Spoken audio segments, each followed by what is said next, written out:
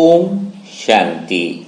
आज 17 अगस्त के बाबा के रविवार की अव्यक्तवाणी है। और अव्यक्तवाणी यानी पूरे 6 दिन तक हमने जो पढ़ाई करी है उसका रिवीजन होता है कि हमने कितनी धारणा करी है, कितनी बातों को समझा है। अगर पिछले 6 दिन की मुरली मंथन अच्छे से सुना होगा तो जो आज बाबा पूरी मुरली का सार कह रहे हैं कि अपने सोमान की शान में रहना है और समय के महत्व को जान एवर रेडी बनना है, तो यह दोनों बातें दिल में उतर जाती हैं। सोमान में रहना है यानी पूरी मुरली में बाबा ने यही बताया कि देहभान से मुक्त रहना है। और जो आत्माएं सोमान में रहेगी वह सारी आत्माएं बेफिक्र रहेंगी, यानी वो कैसे रहेंगी? निश्चिंत रहेंगी। और बात दूसरी है समय के महत्व को जान। तो यह समय कोई साधारण समय नहीं है। संगम युग का एक एक सेकंड बड़ा ही महत्वपूर्ण है। गाया भी जाता है कि जब जब इस दुनिया में धर्म की ग्लानि होगी तो इस धरती पर भगवान आएंगे। गीता में श्लोक में लिखा है ना कि जब जब भी क्या होगी, इस दुनिया में धर्म की ग्लानि होगी तो मैं इस धरती पर आऊंगा। तो वास्तव में धर्म की ग्लानि का अर्थ क्या है वह समझेंगे तो समय के महत्व को समझ पाएंगे। फिर हम सोमान के सीट की बात करेंगे। तो धर्म की ग्लानि का अर्थ क्या है कि देखो आज पूरे संसार में सारी जो आत्माएं हैं वो पर धर्म में स्थित हो गई है। पर धर्म यानी देह के भान में, है ना, झूठे कामनाओं में स्थित हो गई है। सारे संसार को सच मानकर चल रही है। तो सारा संसार जो है स्वधर्म यानी आत्मा का जो धर्म है ना उससे भूल गई है, उससे दूर हट गई है। जबकि सच्चा स्वधर्म कौन सा है? आत्मा का ही धर्म है, वह स्वधर्म है।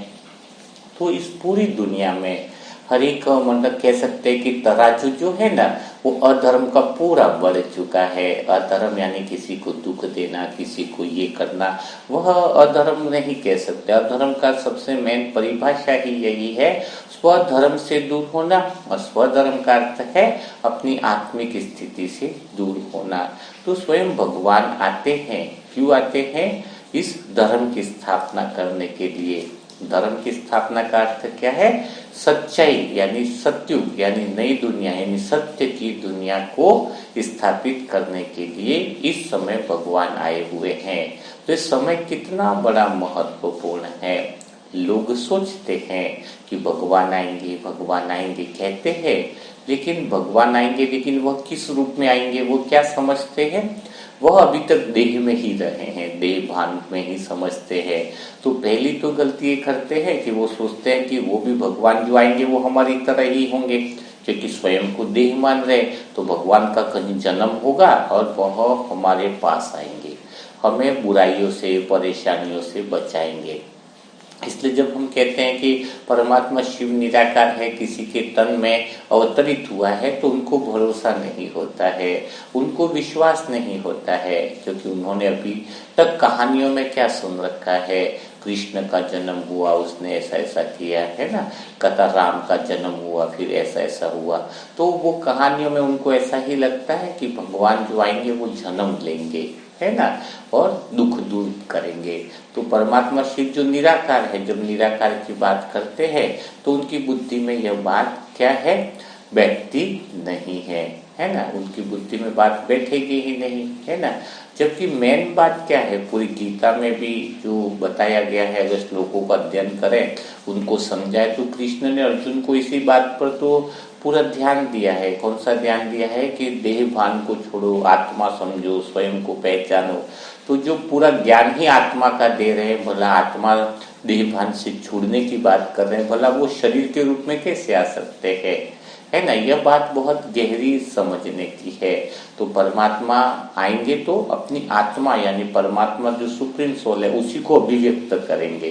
परमात्मा का आने का अर्थ क्या है? देह के रूप में नहीं आएंगे, अपनी आत्मा की अभिव्यक्ति करना, परमात्मा यानी परम सोल की अभिव्यक्ति करना। उसी तरीके से तो भगवान आएंगे ना इस धरती पर। तो धर्म की ग्लानि यानी समय का महत्व यही है कि इस समय हम पहचान लें कि परमात्मा आए हैं और सत्ययुग यानी सच्चे धर्म की स्थापना करने यानी हमें आत्मज्ञान देने, हमें आत्मस्थ कराने के लिए परमात्मा इस दुनिया में आए हैं। लोगों की मान्यताएं अभी ऐसी हैं कि इस दुनिया में सभी अहंकार वाले लोग हो गए हैं, सभी स्वार्थी लोग हो गए हैं। अभी उनको एक ही बात लगती है कि कोई इंसान बिना किसी काम के प्यार से बात कर ही नहीं सकता है। अगर कोई प्यार से बात कर रहा है तो उसको लगता है कोई न कोई स्वार्थ तो उसका होगा ही होगा, कोई न कोई उसकी इच्छा हमारे से जुड़ी हुई होगी। बिना इच्छा के, बिना स्वार्थ के कोई इतनी प्यार से बात कर नहीं सकता है। तो हम आत्मा की अभिव्यक्ति करें कि भगवान आ चुका है, वह कैसे अभिव्यक्ति होगी? जब लोगों को यह अनुभव होने लगे कि हमारे अंदर वह निस्वार्थता है, हम किसी से बात कर रहे हैं तो हमारा कोई स्वार्थ नहीं है, हमारा उनके प्रति प्रेम और करुणा का भाव है। जब यह अनुभव हम दुनिया में कराते हैं तो हमें हमारी तरफ से उनको बहुत विशेष आकर्षण होता है।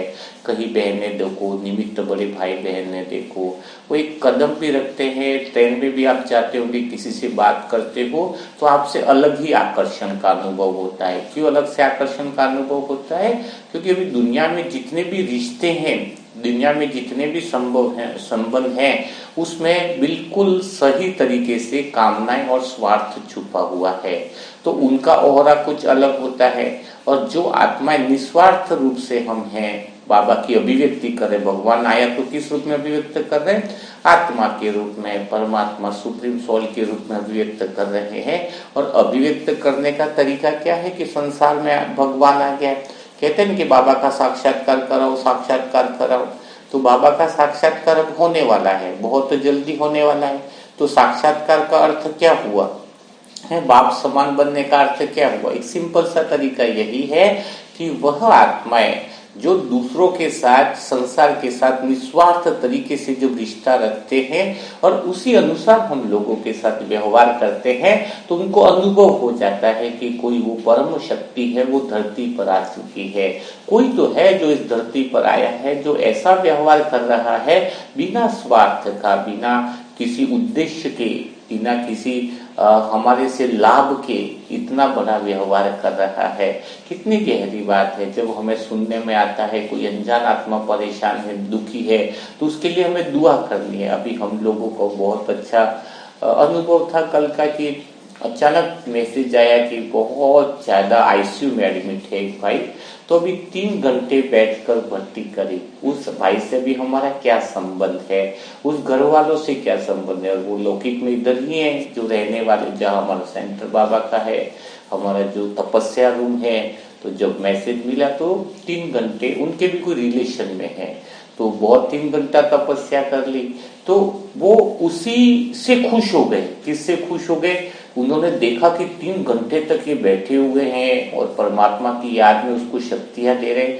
तो उन्होंने बस एक ही बात, उनकी आंखों से आंसू निकले कि तुम्हारा आजकल कोई बिना स्वार्थ के तो कोई किसी के लिए कुछ करता ही नहीं है, और आप तो निस्वार्थ भाव से उसके लिए इतनी ब्लेसिंग निरंतर कर रहे हो। हमारा तो संबंध उसके साथ होते हुए भी इतनी देर तक भगवान से हम बैठ नहीं सकते हैं। तो यह जो हमारी कर्म है, निष्काम कर्म है, वही जो है वो भगवान का प्रकट रूप दिखाते हैं कि परमात्मा इस धरती पर आ गया है ना। लेकिन यहाँ पर एक और गहरी बात है जो बहुत अच्छे से समझनी होगी बाबा के बच्चों को।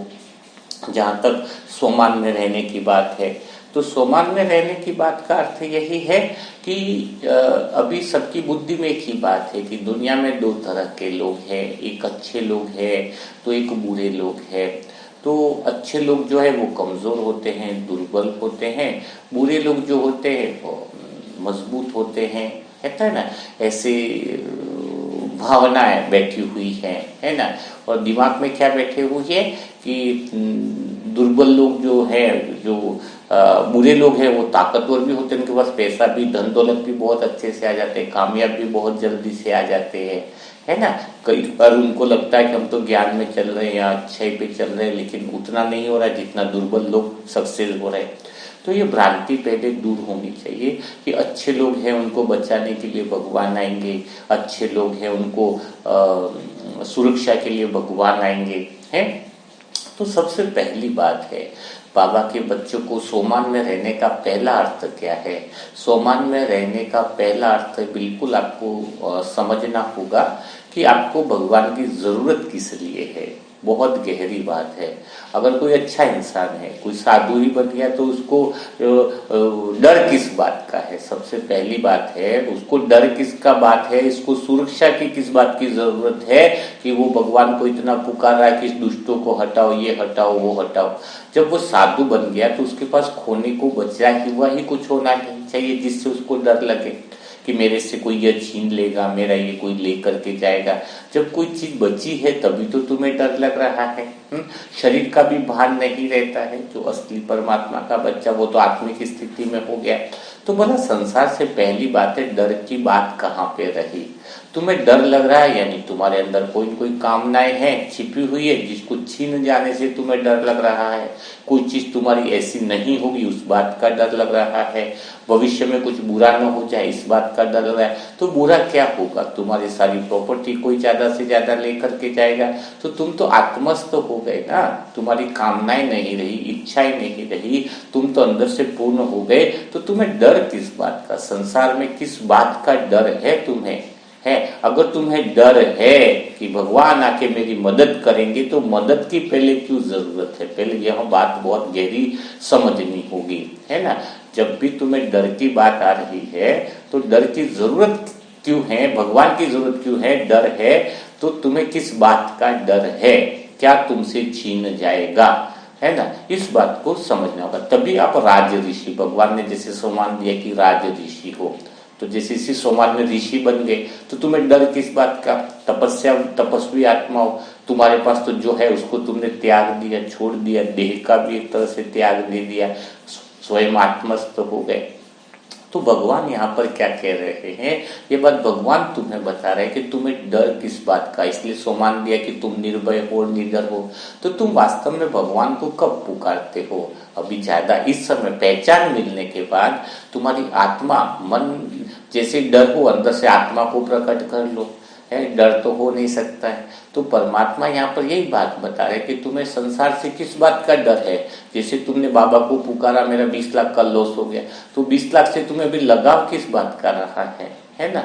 अभी तक कामनाएं किस बात की रही है जो तुम्हारा छीन जाए, जो तुम भगवान को पुकारते हो। बाबा का कहने का अर्थ है, तो बाबा क्या कहना चाह रहे हैं कि तुम अभी स्वयं पर खड़े हो जाओ, आत्मस्थ हो जाओ। तभी तो 2500 साल तक बाबा को पुकारने की जरूरत ही नहीं होती है। तुम आत्मस्थ हो जाओ, तुम अपने सत्य स्वरूप में स्थित हो जाओ, है ना। वो ऋषि ही नहीं जो डरा हुआ है। अच्छा, क्यों डरा हुआ है? क्योंकि उसको सत्य पर भरोसा नहीं है कि सत्य चीज की विजय होती है। उसके अंदर ये गलत भ्रांति जो बैठी हुई है कि झूठे लोग ही जीतेंगे, झूठे लोगों की विजय होती है, झूठे आदमियों की विजय होती है। तो सबसे बड़ी गलत फहमी है। सत्य वाली आत्मा तो इतनी तटस्थ होती है कि हजारों, लाखों, करोड़ों के कौरव हो सेकंड में निपटा सकती है। इतनी पावर सत्यता के अंदर है। सत्य निष्ठा के अंदर पावर है। तो सत्य कमजोर नहीं होता है, अच्छे लोग कमजोर नहीं होते हैं। वह तो बड़े पावरफुल होते हैं, बड़े शक्तिशाली होते हैं। उनको भला डर किस बात का है? उनको तो डर होना ही नहीं चाहिए। डर तो तभी लगता है जब कुछ है उसका खो जाने का डर हो, यानी फिर तो वह देहवान हो गया है। कामनाओं वाली बात होगी तो हमें बाबा ये सोमान दे रहा है कि छोटा बच्चा है तो बाबा पिता मदद करता है कैसे चलना है, कैसे तुम्हें आगे बढ़ना है। अब तो बच्चा जब बड़ा हो जाए तो हाथ क्या पकड़ने की जरूरत है। यानी बाबा चाहता है कि तुम अभी तो अपने पांव पर खड़े हो जाओ, यानी ज्ञान को समझ लो, इच्छाओं को समझो कि वास्तव में कामनाएं क्या है, क्या नहीं है ना। तो जब तुम्हारी आत्मा का अंदर का हीरो बाहर आ जाएगा, जैसे फिल्मों में देखते हैं ना, कोई बुरी परिस्थिति आती है, परेशानी आती है, तभी हीरो की एंट्री होती है। हीरो ऐसे तो आता नहीं, कोई सीन ऐसा होता है जिसमें उसको मदद करनी होती है किसी की, है ना, कोई परेशानी में। तो वैसे ही जब तुम्हें कोई असत्य घेर ले, बुराइयां घेर ले, तो आत्मा अंदर से आत्मस्थ हो जाओ, आत्मा का जो हीरो है वो बाहर निकाल दो। तो तुरंत ही निर्विघ्न हो जाओगे, है ना। कामनाओं से मुक्त हो जाओगे, दुख का कारण समझ लो, है ना। तो कितनी साधारण सी बात है। और बाबा क्या कहते हैं कि अधर्म का विनाश का अर्थ क्या है, कि भगवान तो सीधा एक ही बात कहते हैं कि वो लोग मरे पड़े हैं जो मेरे से दूर हैं। क्या कहते हैं भगवान स्वयं, क्या कहते हैं शिव बाबा, कहते हैं कि वो लोग तो ऑलरेडी मरे पड़े हैं जो मुझसे दूर है। तो जब मुझसे दूर है वो तो मरे हुए पड़े, उनको मारने की क्या जरूरत है, जिंदा को तो मारा भी जाए, है ना। तो जो स्वयं को आत्मा नहीं समझ रहे हैं, जो सत्य से बहुत दूर है, आत्मा से दूर है, उनको तो मारने की जरूरत ही नहीं है। तभी तो गीता में बताया ना कि अर्जुन को कि तूने मारेगा क्या, ये तो ऑलरेडी मरे पड़े हैं, है। तू सोची मत कि तूने मारा है, ये तो ऑलरेडी मरे पड़े हैं। इसका अर्थ क्या है, ऑलरेडी वो देहभान में कामनाओं में इतना दुख पा रहे हैं कि उनकी स्थिति तो मरने से भी ज्यादा दयनीय है। उनकी स्थिति तो इतनी दयनीय है कि जिसको विचार और शब्दों में प्रकट नहीं किया जा सकता है। तो ये खत्म भी हो गए तो क्या फर्क पड़ा, ये तो पहले से ही मरे पड़े हुए थे। जिंदा कहाँ है, हर सेकंड हर पल परेशान हो रहे, अंदर से दुखी हैं, तकलीफ में ही हैं। तो ये तो पहले से ही मरे पड़े हैं। तो परमात्मा शिव क्या कहते हैं, जो मुझसे दूर है ना। बाबा यही कहते हैं कि जो मुझसे दूर है ना वो पहले से मरे पड़े हैं। तो स्वमान में रहना यानी जिंदा रहना, आत्मस्थ होना, भगवान के करीब रहना। और जो आत्मस्थ है वो निर्भय ऑटोमेटिक रहेगा। जिसके पास सत्य की शक्ति है उसको डर तो किसी बात का हो नहीं सकता, क्योंकि उसको कोई खोने का डर नहीं। और कोई रिश्ता टूट जाए तो उससे उसको कुछ पाना नहीं है, तो उस रिश्ता टूटे उसका भी उसको डर नहीं रहेगा कि रिश्ता मुझे, भाई रिश्ता छूटता है तो डर किस बात का लगता है, कल उससे स्वार्थ जुड़ा हुआ है वो उससे पूरा नहीं होगा, कल वो मेरी बात का काम नहीं करेगा, मेरा काम नहीं करेगा, तो वो डर है। जिससे रिश्ता टूट जाए तो उसका भी डर रहता है, कामनाओं का डर रहता है ना। तो इसी तरीके से सबसे गहरी और समझदारी वाली बात यह है कि हम सत्य हैं तो हमारी विजय निश्चित है। तुम असत्य को इतना बलवान मत मान लो, ताकतवर मत मान लो, क्योंकि वह तो है ही नहीं। जिसको तुम है ही नहीं उसको बड़ा मान रहे हो। कि जितनी कहानियां बनी, रावण के 10 सर है, ये है। तो बाबा क्या कहता है, ये तो कथा कहानियां ही है, रावण तो वास्तव में है ही नहीं। इसका अर्थ क्या है, जब इतने बड़े विकार है और रावण है ही नहीं, इसका अर्थ है कि संसार है ही नहीं। बहुत गहरी बात है। रावण है ही नहीं, मनमाया है ही नहीं, संसार है ही नहीं। जो नहीं है उसको तुम सच मान करके बैठे, दुख है नहीं, दुख है करके तुम मान करके बैठे हो, है। तुम परेशान हो रहे हो, है। समस्या है नहीं, समस्या है ऐसी मान करके बैठे हो। संसार तो ड्रामा है, सत्य है ही नहीं, नाटक चल रहा है। अच्छा एक बात बताओ, एक पर्दे पर एक मूवी चल रही है जिसमें कार जला दी गई, घर जला दिए गए, बहुत सीन आ रहे हैं, तो क्या पर्दा जल जाता है? पर्दा तो नहीं जलता है। उसमें सीन भले कैसे भी आ जाए, दुख के आए कि सुख के आए, कोई किसका मर्डर कर रहा है, आग लगा रहा है, चाहे बम ब्लास्ट हो रहा है, लेकिन पर्दा तो पिक्चर खत्म होने के बाद भी देखो, पर्दा तो वैसा ही जैसा पहले था। तो आत्मा तो वैसी ही है ना। आत्मा को वो सामने जो संसार, जो झूठे संसार में नाटक चल रहा है, उसका आत्मा पर कोई प्रभाव ही नहीं है। आत्मा तो मस्ती में है, अपने आनंद में, मूवी चल रही है, जैसा सीन चल रहा है चलने तो, कोई दिक्कत वाली बात ही नहीं है ना उसमें। तो उसमें कोई ऐसी कोई चीज ही नहीं है कि आत्मा पर इफेक्ट पड़े। तो जो चीज है ही नहीं उसको हम सत्य मान करके बैठे हैं, है ना। ड्रामा है, फिर पूरा होता है, पिक्चर खत्म हुई, फिर बंद हुआ, पर्दा वैसा का वैसा है, तो वो चलता रहता है। और वो नित्य आत्मा है, सत्य जो है वह आत्मा है। तो बाबा क्या कहते हैं, स्वमान में रहो, अर्थात अपनी सत्यता में रहो, सत्य स्थिति में रहो। जो सत्य में स्थित है वास्तव में वही होश में है ना। तो वही जो है वह ओरिजिनल स्थिति में है। तो ये पहली पॉइंट आपको स्वमान में समझ में आई होगी कि सत्य में रहना है, और जो सत्य के निकट है, परमात्मा शिव के निकट है, वही जीवन, वही जिंदा है। और बाकी चीज क्या समझ में आई कि जो अधर्म यानी जो मरे पड़े हैं उनका तो विनाश, पहले ही मरे हुए, तो उनके विनाश की इतनी कोई चिंता तुम्हें करने की जरूरत ही नहीं है। पूरी दुनिया ही मुर्दों का घर बन गया है, और माया जो झूठ है उसको सत्य मानना ही सबसे बड़ा दुख है। जो है ही नहीं उसको तुम मान करके बैठे हो, वही माया है। तो कितनी गहरी बातें हैं। कितनी समझदारी की बात है। और खास बात क्या निकल गई कि जो सत्य है उसको डरने की कोई जरूरत नहीं, वो निर्भय है, ऑलरेडी निडर है, बाप समान है। वो कोई भी परिस्थिति किसी तरह का झूठ आएगा, दिखेगा झूठ है, वो सत्य का रूप दिखेगा, लेकिन जब उसकी खोखलेपन को समझ लोगे तो समझ में आएगा कि पूरी झूठ की हवा निकल जाएगी। जब आप झूठ को सही नजर से देख लोगे, सही तरीके से पहचान लोगे, तो झूठ की मानो हवा ही निकल जाएगी। तो ये बात बहुत समझने की है, ठीक है। दूसरी बात, सोमान में रहने के लिए क्या करना होता है। तो सोमान में रहने के लिए शुरुआत कहाँ से होती है? सोमान में रहने की या सत्य की तरफ बढ़ने की शुरुआत कहाँ से होती है?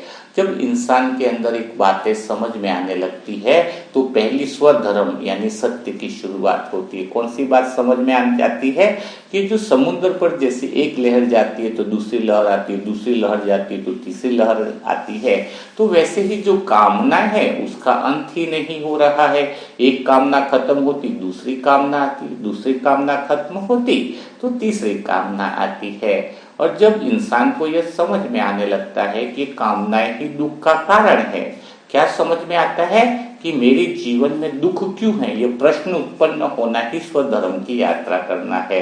अंदर गहराई की यात्रा उसकी उसी समय से आरंभ हो जाती है। आत्मज्ञान की अवस्था उसी समय से आरंभ हो जाती है जब उसके अंदर पहला प्रश्न उत्पन्न हो जाए कि दुख का कारण क्या है, और फिर उसकी आध्यात्मिक यात्रा वहां से चालू होती है और वो समझने लगता है कि दुख का कारण तो कामनाएं हैं। तो अब वह क्या सोचता है, ये चीज समझ में आई बाबा के बच्चों को कि दुख का कारण क्या है, कामनाएं है।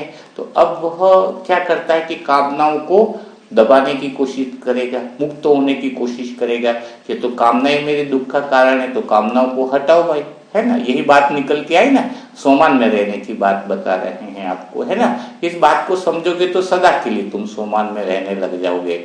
तो हम कहाँ पर थे, आप मेरे साथ चलते रहिए, मेरे शब्दों के साथ बने रहिए, ये शब्द ही आपको भगवान से मिलाएंगे। तो पूरी एकाग्रता के साथ शब्दों में बने रहने के लिए आपको कामनाओं के पीछे जो दुख है उसको समझना होगा।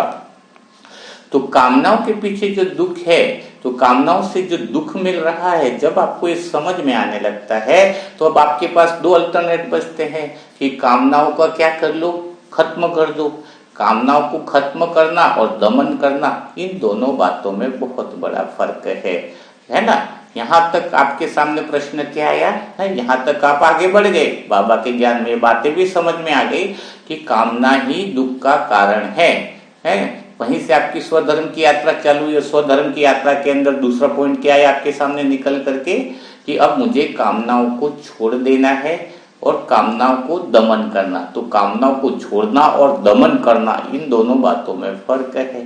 पहली बात, आप कामनाओं छोड़ना चाहते हो लेकिन कुछ कामनाओं को पकड़ कर रखना चाहते हो। आपके दिमाग में अंदर एक बात फिट बैठ गई है, नहीं यही खाली खास बुरी कामना है, सिगरेट पीना, बाहर का खान पान करना, काम विकार में जाना, ये जो मोटी मोटी बात है उसको कामना में दे रहे हो। बाकी तो तुम और कुछ ऐसी कामनाएं हैं जिसको मानते हो ये कामनाएं है ही नहीं, है ना। उसको पकड़ करके भी रखना भी आपके मुक्ति और जीवन मुक्ति में बाधा उत्पन्न करता है। आपने अपनी तरफ से एक विधि उत्पन्न कर रखी है कि ये कामना है, ये अच्छी है, ये कामना बुरी है। नहीं, सभी कामनाएं बुरी ही है। शुद्ध मनोकामनाएं निष्काम वाली ही अच्छी हो सकती है। जिस कामना में भले किसी तरह का स्वार्थ हो, वह कामनाएं बुरी ही होगी। तो अपने हिसाब से परिभाषा मत लगाओ, यह कामना तो अच्छी है, यह कामनाएं बुरी है, तो ये बुरी कामना को छोड़ूंगा, इसको नहीं छोड़ूंगा। तो जो पकड़ करके रखा है वही तुम्हारे दुख का कारण बनता जाएगा। तो यहाँ से हम और आगे बढ़ते हैं। दुख का कारण कामनाएं, और कामनाओं में भी कुछ कामनाएं जो आप पकड़ करके रखते हो उनको छोड़ना होगा। सभी तरह की कामनाएं जिसके अंदर निहित स्वार्थ छुपा हुआ है वह परेशान करता है। तो ये बात आपके अंदर समझ में आ गई। अब तीसरी स्टेज में आप कहाँ पर बढ़ते हो कि कामनाओं को छोड़ देना है, दमन करना है। तो यहाँ पर बहुत बड़ी ब्राह्मण आत्माएं गलती कर देते हैं। तुरंत ज्ञान में आए, थोड़ा संगत में आए, तुरंत खान पान छोड़ देंगे, पवित्रता तुरंत, भाई हम तो विकार में जाते ही नहीं, डिंडोरा ढोल बजा दिया, हम लहसुन प्याज नहीं खाते हैं, हम तो सुबह शाम मुरली सुनते हैं, फिर डिंडोरा पिटा दिया कि हम 4 बजे अमृत वेला में उठते हैं। तो क्या हुआ है, आपने कामनाओं का दमन करना और कामनाओं का त्याग करना और कामनाएं स्वतः छोड़ना, इन तीनों बातों में बहुत बड़ा फर्क है। क्या बात है? कामनाएं दमन करना, कामनाओं को त्याग करना, है ना, छोड़ना, त्याग करना, छोड़ना एक बात होगी। और तीसरी स्थिति है कामनाएं स्वतः ही छूट जाना। इन तीनों बातों में फर्क है। तो बाबा के बच्चे पहली वाली बात में जो बच्चे हैं उनको मैं लेना चाहूंगा कि पहली बात है कि कामनाओं का दमन करना, तो बाहर का खान पान छोड़ दिया। उसी का एक एग्जांपल जैसे दे देता हूँ।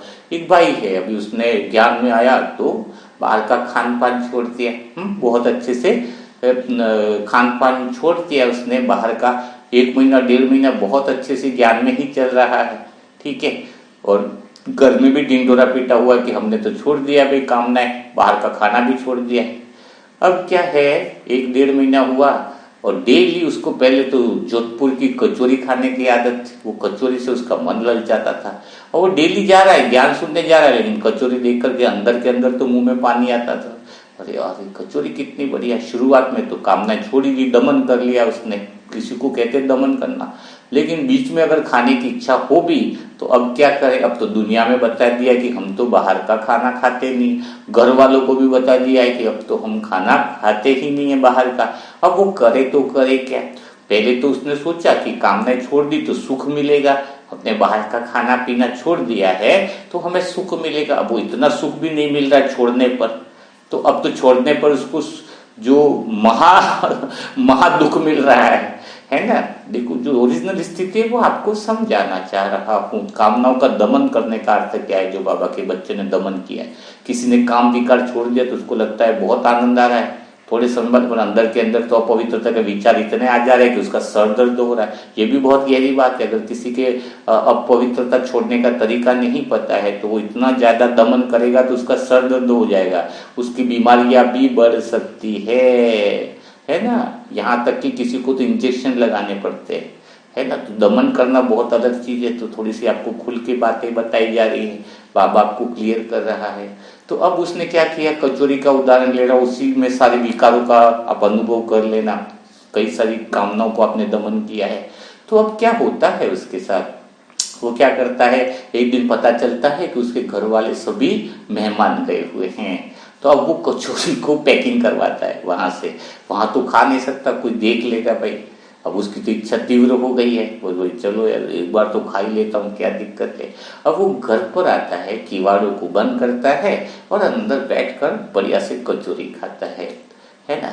अब क्या हुआ, इसका अर्थ क्या हुआ, अब वह दुनिया में यह भी नहीं बता पाता है कि मैं कचौरी अब खा सूंगा। अब तो उसकी प्रतिष्ठा में भी फंस गया, मैं बाहर का खाना नहीं खाऊंगा, और अंदर दमन भी हो गया, उस कामनाओं का दमन किया। तो इससे क्या होगा, वहीं पर पाखंड का जन्म होता है। ये क्या हुआ, कामनाओं के जो दमन करने वाले बाबा के बच्चे हैं वह बहुत बड़े पाप कर्म में फंस जाते हैं, क्योंकि उन्होंने कामनाओं को जो दमन किया, इच्छाओं को जो दबाया है, वह आसपास के बाबा के दूसरे बच्चे हैं उनको देख करके दबाया है ना, स्वतः ही नहीं दबाया। बहुत गहरी बात है ना, समझने वाली बात है। तो कामनाओं का दमन किया, है ना। तो वह कामनाओं का जो दमन करते हैं वास्तव में वो बिल्कुल पाखंडी बन जाते हैं और पाप कर्म के भागी होते हैं। चाहे वो काम विकार की बात हो, चाहे कोई और बातें हो, सेवा की बात हो, अमृत वेला करने की बात हो, दिखावापन हो गया। क्योंकि ओरिजिनल में छोड़ा, कुछ महीने तक छोड़ा, लेकिन उन्होंने वो सुख भी नहीं पाया जो होना चाहिए, और इधर से और महादुखी अंदर से अनुभव कर रहे हैं। तो फिर धीरे धीरे वो प्रक्रिया चालू कर देते हैं। इसीलिए तो आजकल के साधु संतों को देखा, कई सारे साधु संत पहले तो बहुत सारी बातें छोड़ दी दिखाते हैं और फिर बाद में क्या करते हैं, छोड़ नहीं पाते उन कामनाओं को, है ना। तो वो फिर बड़ी बड़ी आश्रम दिखेंगे। साधु संतों की बड़ी बड़ी कोठियां, ऐसी ऊंची दीवारें रहती है कि वहां पर बिना परमिशन के कोई जा नहीं सकता है। क्यों ऐसा होता है बिना परमिशन? क्योंकि अब वो अपनी कामनाएं बंद कमरे में पूरी कर रहे हैं। क्या अब बाहर तो कर नहीं सकते, उन्होंने तो दिखा दिया कि हम तो ऐसे हैं, सच्चे हैं, हम तो इज्जत बना दी। तो उनको ऊंची दीवारें बनाने की जरूरत क्यों है? वो कर्मों को छुपाने के लिए, पाखंड करने के लिए। किसी किसी के फिर पाखंड बंद कमरे वाले भी उजागर हो जाते हैं। फिर लोग बहुत सोचते हैं कि ये तो बहुत अच्छा इंसान था, अब ऐसा कैसे हो गया? तो उसका कारण क्या है, पहले कामनाएं छोड़ी, क्योंकि उनको भी पता है थोड़ी थोड़ी कामनाएं मोटे तौर पर की कामनाएं दुख देती है, तो उन्होंने उसका त्याग किया, फिर महादुख पाया, तो फिर वो बंद कमरे में ऐसे कारनामे करने लग गए। तो यहाँ पर मैं यही बात बता रहा हूँ, एक तो हुआ दमन करना, तो दमन करना बहुत गलत बात है ना। कोई दूसरे को देखकर कामनाओं को त्याग करता है तो यह भी बहुत गलत बात है कि यहाँ पर ऐसा बताया जाता है कि छोड़ना, तो वो भी छोड़ दिया, देख करके छोड़ना वह भी गलत बात है। तो फिर सही बात क्या है? दोनों रास्ते में खतरा है। कामना रहे तो दुख, और कामना को दबाए तो वो महादुख को पा रहा है। तो फिर एक्चुअल में बाबा कहते हैं स्वमान में रहना। इसका अर्थ क्या है कि कामनाओं को छोड़ो, लेकिन ज्ञान से जो कामनाओं को छोड़ता है, ज्ञान की अंडरस्टैंडिंग से जैसे कामनाओं को छोड़ता है, ज्ञान की समझ से जो कामनाओं को छोड़ता है, वह सदा स्वमान में रहता है, सदा खुशी में रहता है, आनंद में रहता है। बिना ज्ञान के कामनाओं को छोड़ेगा तो उसको वह सुख का अनुभव नहीं होगा, वह अतीन्द्रिय सुख का अनुभव नहीं होगा। जैसे कोई कामनाओं को छोड़ रहा है लेकिन उसको पता ही नहीं है कि मैं कामना इसलिए छोड़ रहा हूं ताकि मैं आत्मा की तरफ यात्रा करूं।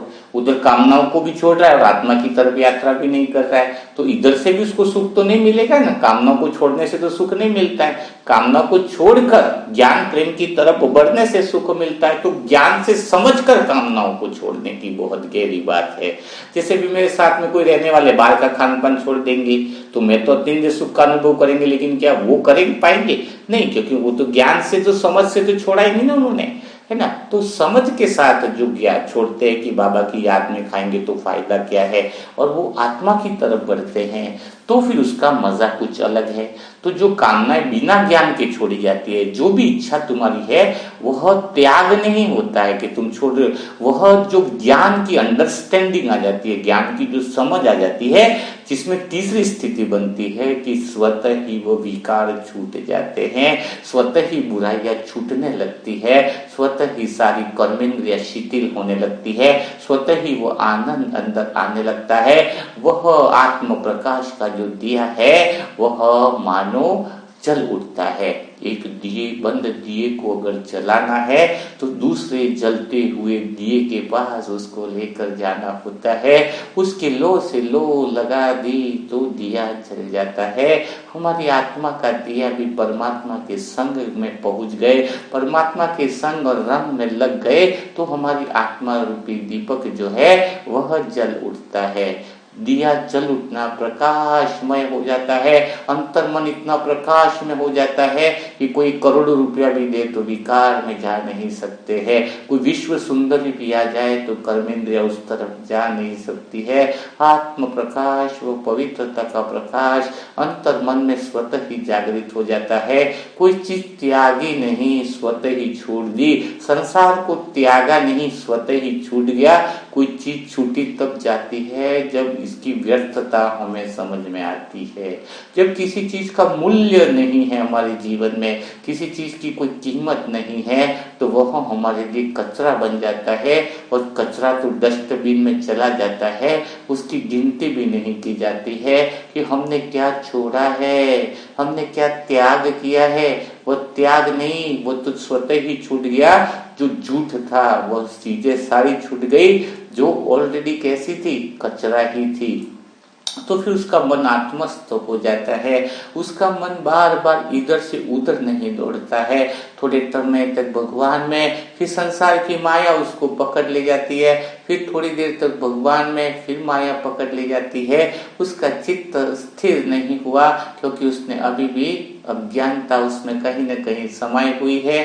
जबकि जिसका चित्त शांत स्थिर हो जाता है, जो वास्तव में कामनाएं जिसके अंदर से स्वतः ही छूट जाती है, कामनाएं स्वतः ही सारा संसार असार लगने लग जाता है, फिर वो आत्मा संसार में भी घूमेगी तो उसका आकर्षण संसार में पड़ेगा, सभी आत्माएं उसकी तरफ खींची चली आएगी। वह दुनिया में सबसे अलग दिखेगा, वह समानदारी दिखेगा। सच्चा समानदारी बनना यानी आत्मस्थ होना। आत्मज्ञान का अर्थ यही है कि सारा संसार व्यर्थ है। जिस वक्त ये बात समझ में आ जाए, आत्मज्ञान अंदर से प्रकट होने लगता है। सारा संसार झूठ है, कामनाएं झूठ है, रिश्ते झूठ है, संबंध झूठ है, सच्चा रिश्ता आत्मा का ही है। जब ये बातें अंदर से क्लियर होने लगती है तो सच्चा सुमान अंदर से आने लगता है। अब काफी सारी चौथी जो लास्ट जो बात रही है सोमान में रहने की, तो सोमान में रहने की जो लास्टली बात वह है वो यही है कि कोई आत्मा ज्ञान बहुत अच्छे से ग्रहण कर लेती है। जैसे मुरली मंथन में ज्ञान की पॉइंटें बहुत अच्छी लगेंगी, समझ में भी इसको लगेगा कि अभी मेरे पास एडवांस नॉलेज है, कुछ एक्स्ट्रा ज्ञान है, सच्चा ज्ञान है, भगवान का शुक्रिया भी अदा करेगी कि मुझे अच्छा ज्ञान मिल रहा है। लेकिन मेन बात क्या है, फिर भी उन बातों को वो अंदर उतार नहीं पाता है। जान लेता है ये कामनाएं बुरी है, ये चीज बुरी है, विकार बुरे है ना, वहां पर दुख समाया हुआ है, लेकिन उसको जीवन में नहीं उतार पाता है। इसका कारण एक ही है कि लगभग इस ज्ञान के साथ 3 घंटे का आपका बैठकर योग होना चाहिए। 2 घंटा 3 घंटा एकदम शांत होकर के एक जगह पर एकदम से एकाग्र हो जाओ ज्ञान के साथ। अगर योग का बल नहीं होगा तो वो ज्ञान उतर नहीं पाएगा। ज्ञान के उतारने के लिए शक्ति चाहिए, पावर चाहिए। गाड़ी में पेट्रोल चाहिए ना आगे बढ़ने के लिए, तो ज्ञान तो हो गया कि रोड कौन सा है, कहाँ चलना है, वो तुम्हें पूरा प्लानिंग मिल गया, पूरा नक्शा मिल गया है तुम्हें जीवन में कि किस रोड पे जाएंगे तो क्या क्या इस रोड पर आने वाला है। तुम्हें मंजिल का भी ज्ञान मिल गया है। बाबा ने सारी बातें मुरली मंथन के द्वारा आपको क्लियर करते जा रहे हैं, तो रास्ता क्लियर है। लेकिन अंदर योग का पेट्रोल बहुत ज्यादा जरूरी है। योग के पेट्रोल के बिना नक्शा हाथ में है लेकिन गाड़ी आगे नहीं बढ़ पाएगी, वो गाड़ी दौड़ नहीं पाएगी। तो अंदर से संकल्प करो, दृढ़ता के साथ संकल्प करते जाओ कि मुझे योग को बढ़ाना है। जितना जितना तुम्हारा योग बढ़ेगा, परमात्मा से वो शक्ति का अनुभव मन को होगा, मन उस दिशा में चलने लगेगा जिस दिशा में तुम उसको लेकर के जाना चाहते हो। वो परमात्मा पथ पर बढ़ने लगेगा। जब उस मन को पावर मिल जाएगी, योग से शक्ति मिल जाएगी, परमात्मा की दुआओं का सकाश मिल जाएगा, तो इसके लिए मेन बात है समान में रहने के लिए ज्ञान के साथ आपको योग बहुत ज्यादा जरूरी है ना। ज्ञान के साथ आपको क्या जरूरी है, ज्ञान के साथ योग बहुत ज्यादा जरूरी है। तो इस ज्ञान के साथ आप योग को बढ़ाइए, और जितना आप योग करते जाओगे तो आपके अंदर क्या होगी, स्वतः ही धारणाएं होती जाएंगी। ठीक है ना। तो इस तरीके से आपको क्या करना है, योग को बढ़ाना है। तो आज आपने मुरली मंथन से क्या सीखा है, क्या सुना, क्या समझा है, वह सारी बातें कमेंट बॉक्स में भी लिखिएगा और अपनी डायरी में भी लिखिएगा, ताकि आपको पता चले। डायरी में एक एक पॉइंट आप बना सकते हो, तो आपको शॉर्ट में वो पॉइंट देखोगे तो वह समझ में आ जाएगा। जैसे पॉइंट कैसे बना सकते हैं, जैसे आज की मुरली से आपको क्या क्या बातें की पॉइंट आ गई, तो पॉइंट में आप लिखिए तो आपको उत्तर मिलेगा कि यदा यदा ही धर्मस्य ग्लानिर्भवतो भारत, कि जब जब धर्म का विनाश होगा तो भगवान इस धरती पर आएंगे, उसका अर्थ क्या है। तो इस मूल्य में आपको उत्तर मिला कि धर्म का विनाश का मतलब है, अधर्म का विनाश का मतलब है कि सभी लोग देह भान में आ गए हैं ना, स्वधर्म को भूल गए। तो स्वधर्म की स्थापना के लिए भगवान आते हैं। दूसरी बातें बहुत अच्छी, आपके सोमान में रहने का अर्थ क्या है, कामनाओं का दमन मतलब क्या है, कामनाएं जो है बिना ज्ञान से कामनाएं जो हटाई जाए वो कामनाएं और दुख को पाती है और महादुख को पाते हैं हम, है ना। तो यह सारी बातें आपको लिखनी चाहिए, पॉइंट टू पॉइंट बनाने चाहिए। और इस वीडियो के नीचे ट्रांजिस्ट लिखा हुआ मिलेगा आपको, जब मोर का ऑप्शन क्लिक करोगे तो उसमें क्या है, वीडियो में आप जो सुनते हो तो लंबे समय तक वो लिख नहीं पाते हो, लेकिन ट्रांजिस्ट के अंदर जाओगे तो सारी बातें पीडीएफ में लिखी हुई मिलेगी। इस वीडियो के नीचे आपको देखना होगा मोर के अंदर क्लिक करके, तो उसको आसानी से आप पढ़ सकते हो, विचार सागर मंथन आप कर सकते हो। तो आप कमेंट बॉक्स में जरूर लिखिएगा कि आपने क्या नई बात सीखी, आपको मुरली मंथन कैसा लग रहा है। ठीक है, तो वो बातें आप जरूर लिखिएगा। और एक बात और निरंतर चल रही है कि बुक्स बना दी गई है जिससे सत्य ज्ञान सभी तक पहुंचे, है ना, लेकिन उसका प्रकाशन नहीं हुआ है, 2 से 3 महीना लगेगा। लेकिन बुक्स सारी लिखने का कार्यक्रम पूरा हो गया है बाबा की आपकी दिल की दुआओं से, जिसमें अहंकार क्या है, व्यक्तिगत अहंकार क्या है, भगवान से बातें कैसे करें, ऐसे लगभग 15 बुक का जो लिखने का था वो पूरा बन चुका है।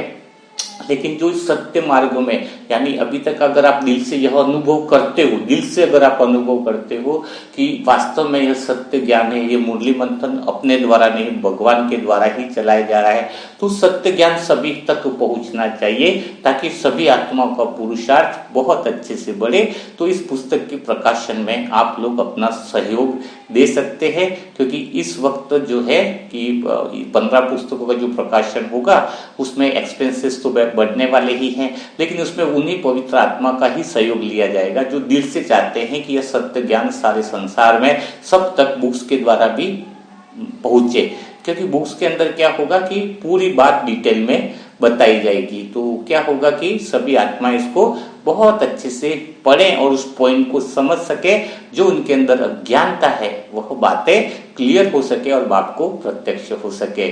तो जो नई आत्मा है वो जुड़ने के लिए मोबाइल नंबर है 7202921969, और जो पुस्तक के प्रकाशन में अपना सहयोग देना चाहते हैं वो व्हाट्सएप पर अपना यस लिख सकते हैं और डिटेल ले सकते हैं। तो कल फिर हम मुलाकात करेंगे ऐसे ही मुरली मंथन के साथ साथ।